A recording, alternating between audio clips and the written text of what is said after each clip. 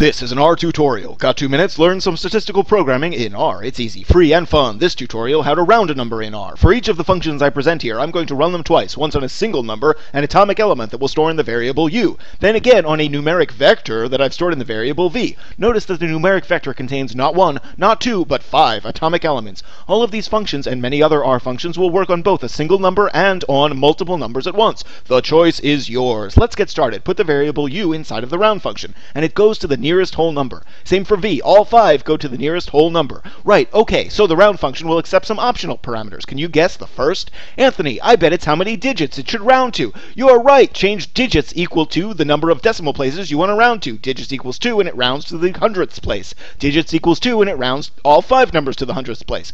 All right, that was easy. Sometimes in the course of your adventures with data, you might want the lower or upper whole number. What do you do then? Use the floor and ceiling functions. See what happened there? The ceiling function forced the decimals up to the next largest whole number. The floor function returns the largest whole number not greater than the inputted number.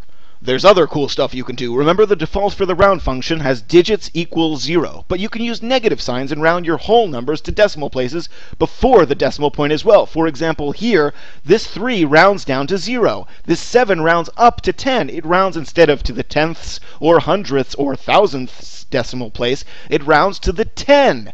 Look at that. Cool. Swell. If you have questions about this, type $round into the console and it will pop up a help screen.